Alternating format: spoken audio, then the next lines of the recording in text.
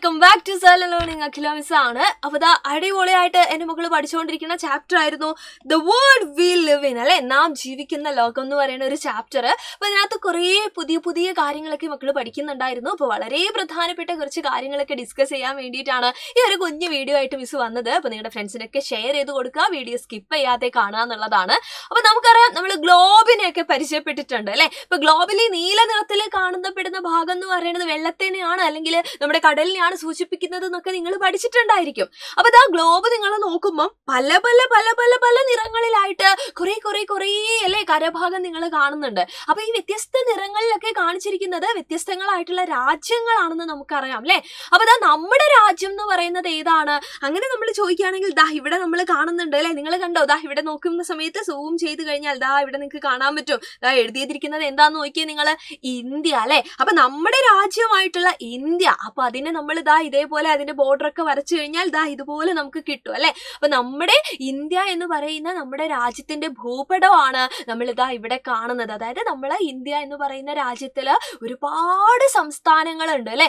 ആ സംസ്ഥാനങ്ങളൊക്കെ കൃത്യമായിട്ട് രേഖപ്പെടുത്തിയിരിക്കുന്ന ഒരു ഭൂപടമാണ് എന്റെ മക്കൾ ഇവിടെ കാണുന്നത്. അപ്പൊ നമ്മുടെ സംസ്ഥാനം എന്ന് പറയുന്നത് ഏതാണ്? ഇപ്പൊ നമ്മുടെ ഗ്ലോബ് എടുത്തു, അല്ലെ. ലോകത്തില് തന്നെ നമ്മുടെ രാജ്യമായിട്ടുള്ള ഇന്ത്യ നമ്മൾ കണ്ടുപിടിച്ചു. ആ ഇന്ത്യയില് നമ്മുടെ സംസ്ഥാനം എന്ന് പറയുന്നത് നമ്മുടെ കൊച്ചു കേരളമാണ്, അല്ലെ. അത് ഇവിടെയാണ്. അപ്പൊ സൂം ചെയ്താൽ മിസ് കാണിച്ചു തരാം. നിങ്ങൾ കണ്ടോ? ഇവിടെ എഴുതിയിരിക്കുന്നത് കേരള, അല്ലെ. അപ്പൊ നമ്മുടെ കേരളമാണ് എന്ത്? നമ്മുടെ സംസ്ഥാനം എന്ന് പറയുന്നത്. അപ്പൊ നമ്മുടെ സംസ്ഥാനമായിട്ടുള്ള കേരളത്തിന്റെ മാപ്പ് സെപ്പറേറ്റ് മിസ് ഇവിടെ വെച്ചിട്ടുണ്ട്. അപ്പൊ ഈ സംസ്ഥാനമായിട്ടുള്ള കേരളത്തിനെ നിങ്ങൾ ഇങ്ങനെ നോക്കുന്ന സമയത്ത് നിങ്ങൾക്ക് മനസ്സിലാവും, കേരളത്തിൽ മൊത്തം എത്ര ജില്ലകൾ ഉണ്ടടാ? 14 ജില്ലകളുണ്ട്, അല്ലെ.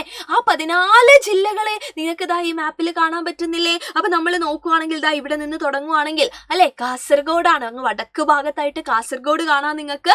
അത് കഴിഞ്ഞ് കണ്ണൂരുണ്ട്, വയനാട്, കോഴിക്കോട്, മലപ്പുറം, പാലക്കാട്, തൃശൂർ, എറണാകുളം, ഇടുക്കി, കോട്ടയം, ആലപ്പുഴ, പത്തനംതിട്ട, കൊല്ലം, തിരുവനന്തപുരം, അല്ലെ. അപ്പൊ അങ്ങ് തെക്കേ അറ്റത്ത് ഏതാണ്? നമ്മുടെ തിരുവനന്തപുരമാണ്. അപ്പൊ ഇങ്ങനെ 14 ജില്ലകളാണ് ഇവിടെ ഉള്ളത്, നമ്മുടെ കേരളത്തിലുള്ളത്.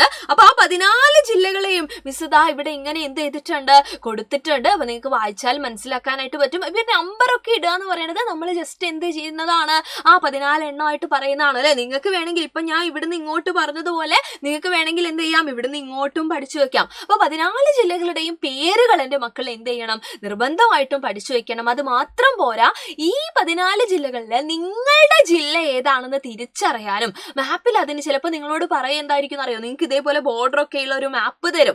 രേഖപ്പെടുത്തിയിട്ടൊന്നും ഉണ്ടാവില്ല, ജില്ലകളുടെ ഒക്കെ ബോർഡർ ഒക്കെ കൊടുത്തിട്ടുണ്ടാവും. എന്നിട്ട് നിങ്ങളുടെ ജില്ല കണ്ടുപിടിക്കാനും ആ ജില്ലയ്ക്ക് നിറം നൽകാനും നിങ്ങളോട് പറയും. അപ്പൊ നിങ്ങൾക്ക് അത് ചെയ്യാൻ പറ്റണ്ടേ? ഫോർ എക്സാമ്പിൾ, ഇപ്പൊ മിസ്സിനാണ് ഇങ്ങനെ ഒരു ചോദ്യം വന്നതെങ്കിൽ മിസ്സിന്റെ ജില്ല എന്ന് പറയുന്നത് കോഴിക്കോട് ജില്ലയാണ്. അപ്പൊ ഞാനിവിടെ സൂക്ഷിച്ചു നോക്കിയിട്ട് എനിക്കറിയാം ഏതാണ് കോഴിക്കോട് ജില്ല. ഇതാണ് കോഴിക്കോട് ജില്ല, അല്ലെ. അപ്പൊ ഈ കോഴിക്കോട് ജില്ലയ്ക്ക് ഞാൻ എന്ത് ചെയ്യണം? ഞാൻ കളർ ചെയ്യണം. അപ്പൊ ഇതേപോലെ നിങ്ങൾക്ക് തരുന്ന മാപ്പിൽ എന്തുണ്ടാവില്ല? ജില്ലേന്റെ പേരൊന്നും കൊടുക്കൂല. നിങ്ങൾക്ക് ഐഡന്റിഫൈ ചെയ്യാനായിട്ട് പറ്റണം. അപ്പൊ അങ്ങനെ പറ്റണം എന്നുണ്ടെങ്കിൽ 14 ജില്ലേനെ പറ്റിയും നിങ്ങൾക്ക് ഒരു ധാരണ വേണം. അപ്പൊ മാപ്പ് വെച്ചുകൊണ്ട് തന്നെ 14 ജില്ലകളും എന്റെ മക്കൾ എന്ത് ചെയ്യുക? പഠിക്കാനായിട്ട് ശ്രമിക്കുക.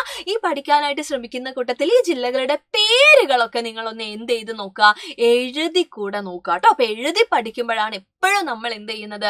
കൂടുതൽ കാര്യങ്ങൾ മനസ്സിലാക്കുന്നത്. അപ്പൊ കേരളത്തിന്റെ കാര്യം പറയുകയാണെങ്കിൽ കേരളത്തിൽ ഞാനിപ്പോ പറഞ്ഞ പോലെ ഏറ്റവും മുകളിൽ, അല്ലെ, കാസർഗോഡ് കാണുന്നുണ്ട്, വടക്ക് ഭാഗമാണ്. ഏറ്റവും താഴെ തെക്ക് ഭാഗത്തായിട്ട് തിരുവനന്തപുരം ഉണ്ട്. 14 ജില്ലകളുണ്ട്. അപ്പൊ കേരളം എന്ന് പറയുന്ന നമ്മളുടെ സംസ്ഥാനമാണ്, അല്ലെ. അപ്പൊ ആ സംസ്ഥാനത്തിന്റെ തലസ്ഥാനം എന്നറിയപ്പെടുന്നത് ക്യാപിറ്റൽ എന്നറിയപ്പെടുന്നത് നമ്മുടെ തിരുവനന്തപുരമാണ്. അങ്ങനെ കുറെ വിശേഷങ്ങള് നമ്മുടെ കേരളത്തിനെ പറ്റി നമുക്ക് പറയാനായിട്ടുണ്ട്.